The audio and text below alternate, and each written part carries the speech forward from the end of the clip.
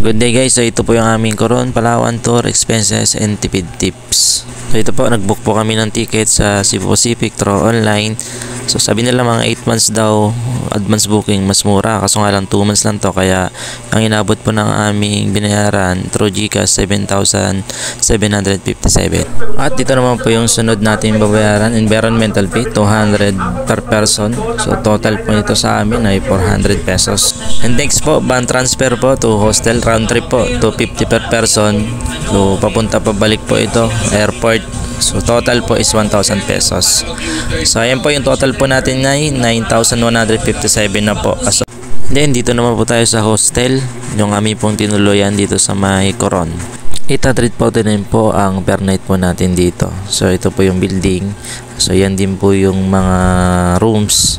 At nakapromo din po sila until December. So po, try din po ninyo mag-book sa kanila. So binayaran po namin dito is 4,100. Pero dapat 4,059 lang po dapat. Nagbigay na po ng tip. So ito po yung kanilang page. Meron din po sila sa may Boracay. So ito naman po yung sa tour namin. So ito po included naman po ito sa tour package po na inabil po namin.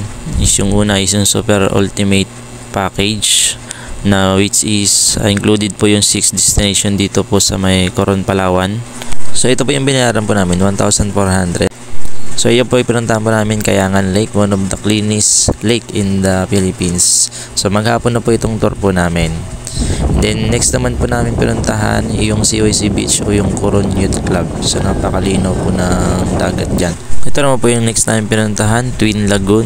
So nagsakay po kami ng kayak dyan.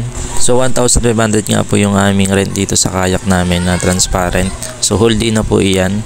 So enjoy na lang din sa pagsagwan, and then pa ikot-ikot sa Twin Lagoon habang nagpi-picture at nag-video. So ganyan po kalinaw yung kanyang tubig at ganyan po kaganda yung lugar. So hindi po kayang tumbasan ng makikita ng yung mga mata sa personal. So ito po yung next namin pinuntahan, Skelial Wreck and Coral Garden. So ganyan po ka-friendly yung mga isda dyan po sa dagat na yan.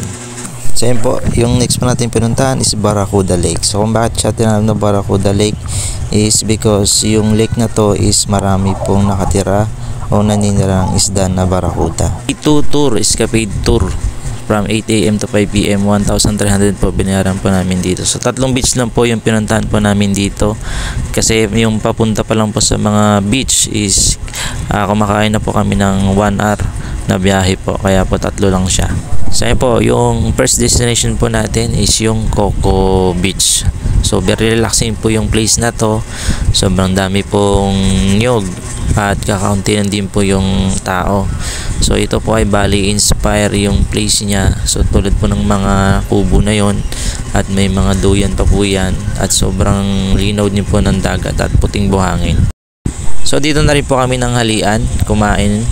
Kasama po yung food na to sa aming package na inabil. So kasama din po namin yung aming mga kasama na dayuhan para kainin yung mga seafoods o pagkain na to. And then next po namin pinuntahan is yung Ditaytayan Beach. So Sandbar Beach. So yung tawagin. Ayun po, napakalino po ng tubig. Puting-puti po yung buhangin dito. Napakapino. So total package price po lahat is 5,400 pesos. So yan po resibo. So ito po yung ginawa po naming travel and tours. So total muna tayo guys. So yan po yung total na nagastos na po natin, 18,657 pesos. So ito naman guys, dito lagi kami nag-almusal sa kainan ni Tita Maris. Ayan, so nag-rinse na po kami palagi dyan ng 150 pesos, more or less, tuwing umaga po. Solid yung mga pagkain dyan, mura na, masasarap pa. Ayan po, so lagi po kami dyan nag-almusal. Nagdadala lang po kami ng kape. Dyan po nagtitimpla. So dito naman po kami tuwing gabi.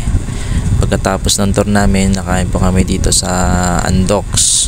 So iba't iba po yung putahe nila maliban sa manok. Meron din po silang gulay, barbecue, tapos yung pinaka-the best na natikman namin dito, nakahigop kami ng masarap na sabaw, yung sabaw po ng sinigang. So napaka-luwag dyan, napakaganda at mura din po yung kanilang price. So talagang very recommended pag pumunta kayo dito is kain kayo dito sa Andox. Nag-try din po kami dito sa mga sizzling house nung dumating po kami dito sa Coron. So kumain po kami dyan kasi nagutom kami galing biyahe. So ayan, masarap na beef steak at saka sisig na mainit pa. So ayan, naglalakad-lakad kami habang wala pa pong ginagawa.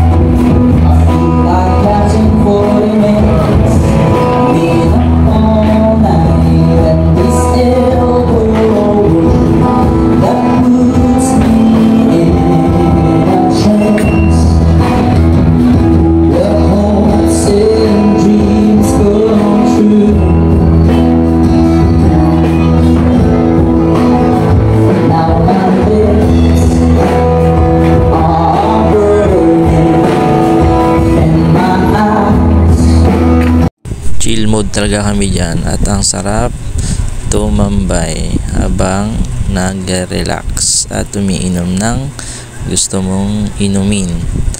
So ayan, diba? Then pumasok din po kami dito sa cafe, Mama Cafe. Parang mama pong pangalan po ng mga ano dito. So ayan, nagkataon lang ata. So ang sarap ng ano nila dito, kape. So nag-chill din kami dito at tumambay, nagpalipas din ng oras kasi pagod din kami galing sa tour. So pinili muna namin magstay dito at kumain pansamantala. And then ito naman po yung last po namin na gabi sa Coron. So nag-try kami ng ramen dito. So napakasarap ng ramen dito guys. Talagang sulit na sulit, busog na busog talaga kami. So tanggal talaga yung mga lamig sa katawan namin. Sobrang init ng ramen. So dito po yan siya, Ramen Sakura Japanese restaurant. So ganyan siya, so sarap. And then bumili din kami dito ng mga pasalubong sa Melb's Cashew Factory. So napakaraming ano dyan. Ayan, si Cara David pumunta pa dyan para i-televise kung paano ginagawa yung produkto ng cashew nut. So iba-iba pong flavor ang nandyan. So marami kang pagpipilian. So marami kang pwedeng dalhin o may uwi sa iyong mga kaibigan, pamilya, kapatid. So napakasarap. So huwag nyo kakalimutan dumaan dyan bago kayo umuwi. So ito naman yung mga damit. So napakaganda ng mga damit dito guys. Sobrang mumura pa at ang gaganda po ng mga design. So very recommended po yung place na to para bumili.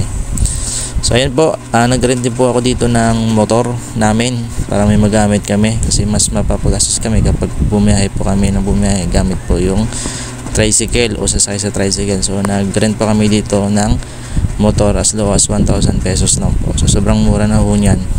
So compare po sa iba po na rent. So 5 days po namin nagamit yung motor, 1,000 pesos lang po yung binayaran. So ito dapat po yung kanilang motorcycle rent price. So ito po yung contact person ko. Siya din po yung may-ari niyan. So yun na po lahat guys yung ating nagastos. So tinotal ko na po lahat. Lahat na ay sumabot po ng 25,807 pesos. Pasalubong po hindi po kasama ng souvenir kasi sariling bulsa po namin galing yon. Kasi po yung ginastos lang po namin dito is yung aming ipon.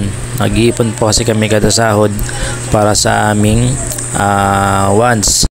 Guys, so mag-ipon din po tayo para sa ating mga wants para kung may gusto po tayong gawin, bilhin, so magagawa po natin iyon nang hindi po naapektuhan po yung ating finances o yung ating ipon. Guys, yun na po yung total po natin. Hindi ko alam kung kami nakatipid na paggastos. Basta yun sa amin po, nagawa po namin yung mga gusto namin, nakain namin yung mga gusto namin, napuntahan yung mga gusto namin, napasaya namin sarili namin, na satisfy kami sa ginawa namin.